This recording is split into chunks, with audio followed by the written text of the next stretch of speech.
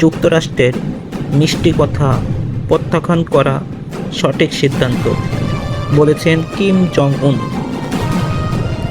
ইরানের সঙ্গে যুক্তরাষ্ট্রের চলমান যুদ্ধে যুক্তরাষ্ট্রের দেওয়া চাপ এবং তাদের মিষ্টি কথা প্রত্যাখ্যান করে নিজেদের পারমাণবিক অস্ত্র ধরে রাখার সিদ্ধান্ত সঠিক ছিল বলে মন্তব্য করেছেন উত্তর কোরিয়ার সর্বোচ্চ নেতা কিম জং উন। তিনি জোর দিয়ে বলেন, উত্তর কোরিয়ার পারমাণবিক শক্তিধর দেশের মর্যাদা এখনও অপরিবর্তনীয়। মঙ্গলবার উত্তর কোরিয়ার পার্লামেন্ট সুপ্রিম পিপলস অ্যাসেম্বলিতে দেওয়া এক ভাষণে ওয়াশিংটনের বিরুদ্ধে রাষ্ট্রীয় মদতপুষ্ট সন্ত্রাস ও আগ্রাসনের অভিযোগ তোলেন কিম জং উন। কিম জং উন বলেন, বর্তমান পরিস্থিতি স্পষ্ট করে দেয় যে পারমাণবিক অস্ত্র ত্যাগের জন্য যুক্তরাষ্ট্রের দেওয়া চাপ এবং তাদের মিষ্টি কথা প্রত্যাখ্যান করে উত্তর কোরিয়া সঠিক কাজ করেছে।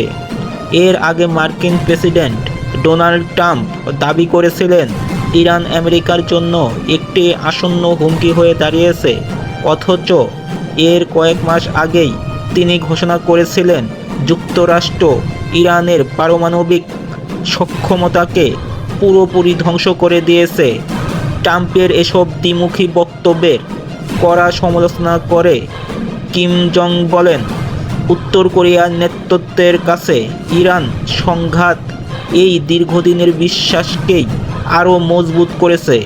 আর যেসব দেশের কাছে পারমাণবিক অস্ত্র নেই তারা মার্কিন সামরিক শক্তির মুখে অনেক বেশি অরক্ষিত, আর যাদের কাছে এই অস্ত্র আছে তারা যুক্তরাষ্ট্রের আক্রমণ ঠেকানোর ক্ষমতা রাখে। কিমের এই মন্তব্যের সময়টি বেশ তাৎপর্যপূর্ণ। ট্রাম্প সম্প্রতি কিমের সঙ্গে পুনরায় আলোচনা শুরু করার ইঙ্গিত দিয়েছেন। চলতি মাসের শুরুতে দক্ষিণ কোরিয়ার প্রধানমন্ত্রীও ওয়াশিংটনে ট্রাম্পের সঙ্গে এক অনির্ধারিত বৈঠক করেছেন। কর্মকর্তাদের মতে সেই আলোচনায় উত্তর কোরিয়ার সঙ্গে আবারও কূটনীতি শুরু করা এবং পিয়ংইয়ং এর অস্ত্র উন্নয়নের বিরুদ্ধে কিভাবে সমন্বয় করা যায় তা নিয়ে গুরুত্ব আলোচনা হয়েছে। উল্লেখ্য, উত্তর কোরিয়া সম্প্রতি বেশ কিছু শক্তিশালী অস্ত্রের পরীক্ষা চালিয়েছে। এর মধ্যে নতুন যুদ্ধজাহাজ থেকে ক্রুজ ক্ষেপণাস্ত্র উৎক্ষেপণ এবং পারমাণবিক অস্ত্র বহনে সক্ষম রকেটের মহড়া উল্লেখযোগ্য। চ্যানেল এবি নিউজে স্বাগতম সকলকে। এতক্ষণ নিউজটি দেখার জন্য ধন্যবাদ। সবাই সাবস্ক্রাইব যারা করেন নাই অবশ্যই সাবস্ক্রাইব করে আমাদের সাথে থাকবেন। চ্যানেল এবি নিউজ সকলে ভিডিওটি শেয়ার করে দেবেন।